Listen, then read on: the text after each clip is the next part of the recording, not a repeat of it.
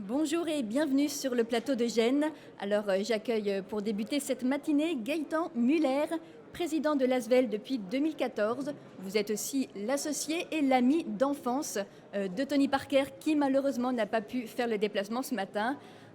Mis à part le remplacer comme ça au pied levé, expliquez-nous quelle est la nature de votre relation avec Tony Parker. Vous travaillez avec lui au quotidien. Tout à fait, nous sommes effectivement, vous l'avez signalé, amis d'enfance, mais surtout associés dans cette aventure qui a maintenant commencé à Lasvel il y a 6 ans, mais qui date d'un peu plus parce que ça fait maintenant 15 ans, voire 20 ans que l'on rêvait quand on s'est connus sur les bancs de l'école d'avoir notre propre club.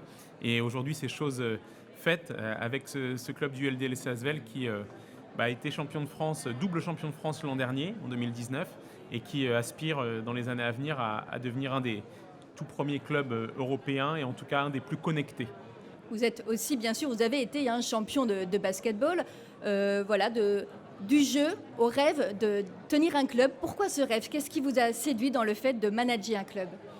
Tout, c'est-à-dire la relation humaine, c'est super, on monte des projets entre amis, entre personnes qui s'apprécient, et puis la passion. La passion, c'est vraiment, je pense, la clé de tout dans la vie. Quand on a l'opportunité et la chance de pouvoir réaliser son rêve, de vivre de sa passion, c'est quelque chose sur lequel on ne compte pas ses heures, on travaille d'arrache-pied, puisque finalement on prend plaisir à le faire.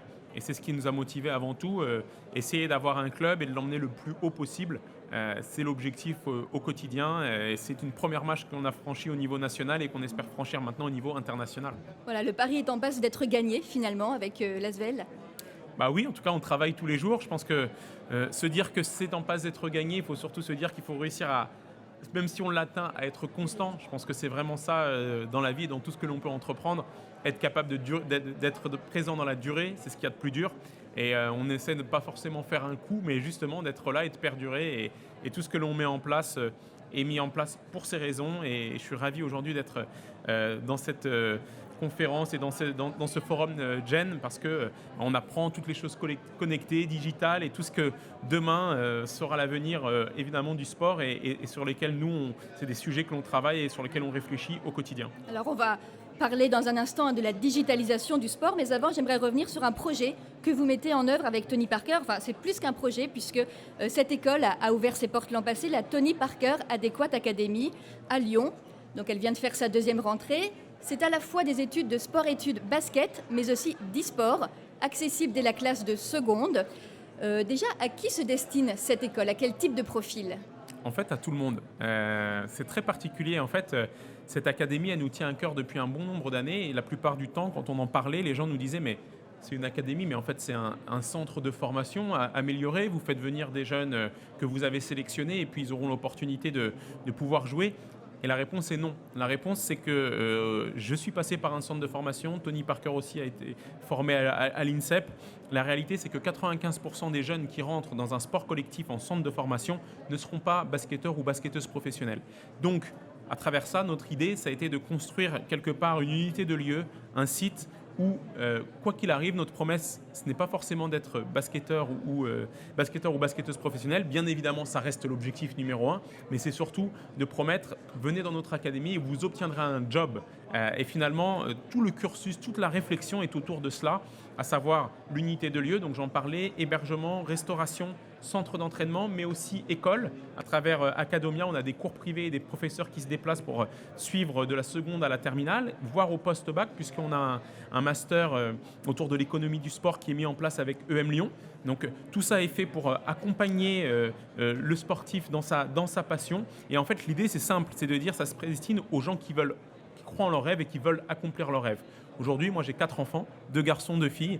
Si demain, ils ne sont pas forcément repérés dans un centre de formation et qu'ils me disent « Papa, je veux être basketteur ou basketteuse professionnelle », en connaissant la stat, en étant ancien basketteur, je pourrais être inquiet et me dire finalement ça peut être un peu compliqué, et d'autant plus si tu n'as pas été repéré, peut-être qu'il vaut mieux te concentrer sur tes études. Et non, je pense qu'on peut réaliser les deux, on peut essayer d'emmener son enfant le plus loin possible dans sa passion. Et puis si toutefois cette passion ne se réalise pas, on met en place tout un tas d'actions pour que, au-delà des études, avant on parlait de sport et études, maintenant c'est sport et études, mais c'est surtout sport et travail. Et c'est ce qu'on essaie d'allier.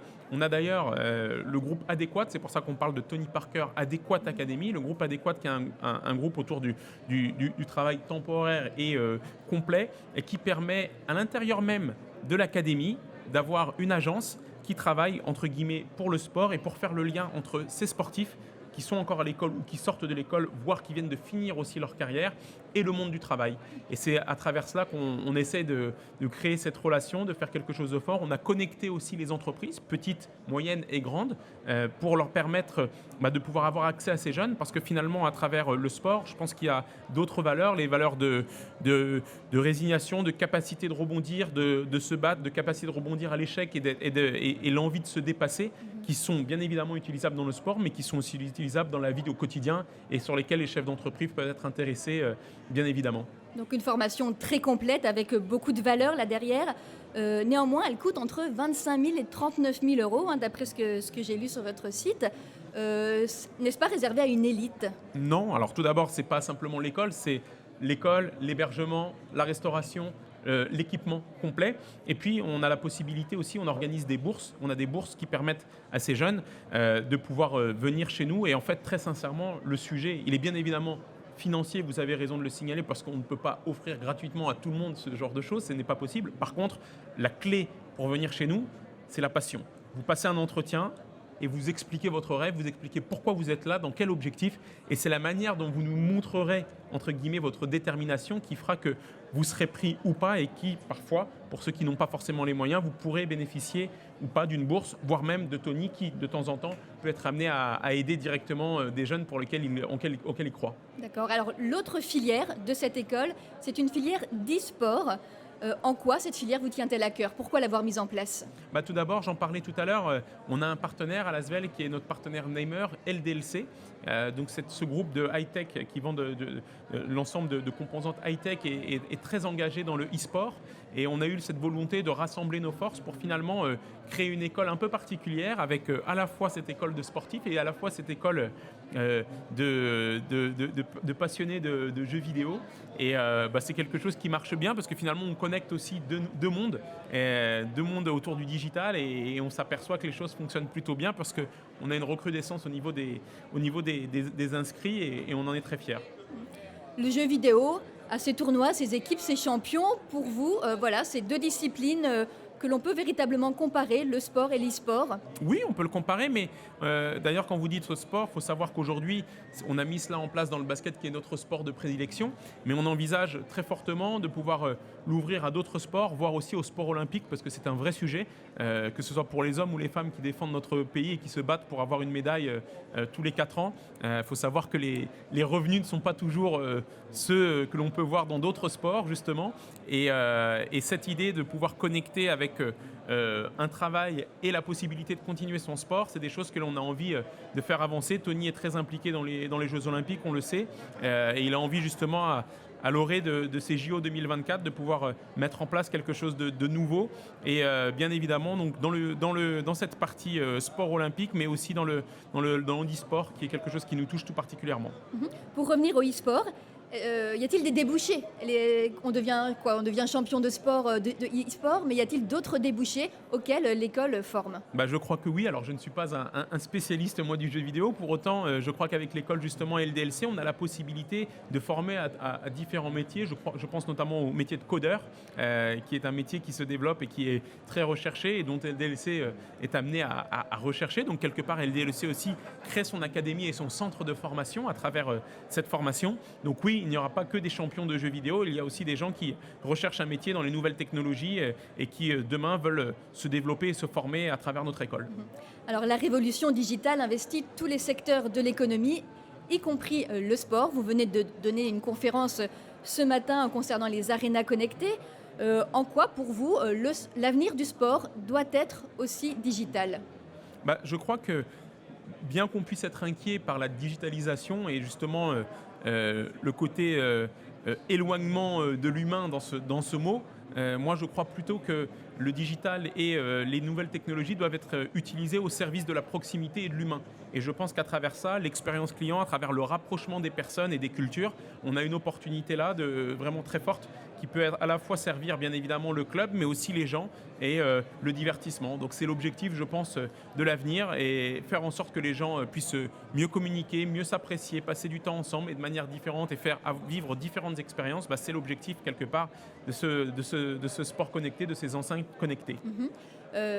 L'Arena connectée qui existe maintenant à Lyon, vous l'avez créé avec Tony Parker là aussi.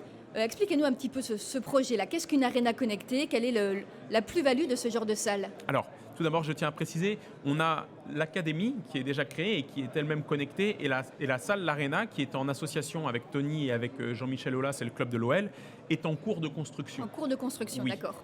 Donc, l'objectif, il est simple. Il est tout d'abord, au-delà du fait qu'elle se soit connectée, de doubler notre capacité d'accueil, puisqu'aujourd'hui, on est dans une salle qui accueille 5600 personnes et on sera en mesure, sur la jauge maximum, d'accueillir jusqu'à 13 500. Donc, on augmente fortement la capacité d'accueil. Et ensuite, c'est de faire ce que j'appelle le meilleur home to home, de la maison de chez soi, de notre canapé entre guillemets, jusqu'à notre maison qui est notre arena, tout en étant connecté, en ayant ce côté Wi-Fi, digitalisation, permettant de passer d'une chose à l'autre le plus rapidement possible et en vivant la meilleure expérience possible. Concrètement, ça signifie quoi? C'est une retransmission des matchs? C'est aussi des services peut-être à disposition des spectateurs sur place? Tout à fait. Alors, je parlais tout à l'heure d'une start-up dans laquelle Tony Parker a investi. Je parlais de Vogo, qui est une application notamment que l'on utilise beaucoup, qui en fait, à travers différents systèmes de captation et de vidéos et de caméras, permet de revoir, de voir ou d'amplifier, de détailler ce qui a pu se passer pendant le match. Parce qu'on le sait, on peut des fois être distrait, on peut des fois être dans l'action, mais justement trop dans le cœur de l'action et on a besoin de la revoir, de la revivre. Et l'avantage ou l'inconvénient des temps forts et des temps faibles du sport donne place et donne l'opportunité à des startups comme celle-ci qui donnent l'opportunité de revivre l'action en direct. Ça, c'est quelque chose de fort. Et puis, les services, on en parlait. Le service, c'est la capacité à avoir le meilleur itinéraire pour venir, donc gagner un gain de temps, un gain de stress aussi en moins quelque part, la capacité à nous connaître et à savoir quelles choses on peut être amené à aimer, notre nourriture, notre taille de maillot, de casquette et autres goodies, et puis la possibilité tout simplement de commander sur place et de vivre finalement son expérience en étant assis et en étant aux meilleures loges quelque part. Alors après le football, le basketball est le sport collectif qui compte le plus de licenciés. Néanmoins, il manque de visibilité médiatique, pas encore de diffuseurs, il me semble, pour cette saison, pour le championnat. Comment expliquez-vous ce manque de visibilité médiatique et est-ce que le digital, les réseaux sociaux, Internet ont là un rôle à jouer pour mettre plus ce sport en avant? Alors oui, je pense que bien évidemment, les réseaux sociaux ont une vraie place à jouer pour mettre en avant le basket en France notamment, parce que vous l'avez dit, on a plus de 700 licenciés, ce qui est quand même quelque chose déjà de fort, mais on a 3 millions de personnes pratiquant le basket, donc c'est une vraie manne de personnes qui s'intéressent au basket. Et parallèlement à ça, pour préciser un petit peu les choses, c'est vrai qu'on parle qu'on n'a pas aujourd'hui de diffuseurs, mais j'ai cru comprendre, ou je crois comprendre que dans les jours à venir, il y aura peut-être des annonces, en tout cas des choses pourraient être mises en avant autour d'une diffusion, je dirais, en clair, peut-être sur la TNT, c'est ce que l'on souhaite en tout cas, rien d'affirmé, mais ce serait une belle visibilité, parce que bien souvent on parle de droit TV, donc en échange d'argent, et je pense que justement cet argent n'est pas forcément, alors, excepté dans le football où il est très important, mais s'il n'est pas si important que ça, en tout cas si volumineux que ça, peut-être que la visibilité pure auprès du grand public peut être quelque chose de particulier. Et je reviens sur la digitalisation et sur la partie expérience client. Le meilleur outil, la meilleure presse que l'on peut avoir pour notre sport, c'est tout simplement de faire venir les gens dans notre salle et de pouvoir y passer un moment exceptionnel. Alors aujourd'hui, là, vous êtes sur le Salon Gênes. Comment allez-vous passer le reste de la journée? Est-ce que vous allez être à l'affût des dernières innovations? Passer votre temps à rencontrer des personnes? Qu'est-ce que vous recherchez sur ce salon? Je vais me balader un petit peu, discuter avec les gens, effectivement, et puis être à la fois à l'écoute de bonnes idées ou de projets qui peuvent être intéressants, et puis aussi porteur de notre projet, donc pour les gens qui pourraient s'intéresser ou savoir un petit peu comment on procède au quotidien. Bref, passer un moment convivial et sympathique. Gaëtan Muller, merci d'avoir répondu à mes questions. Merci à vous.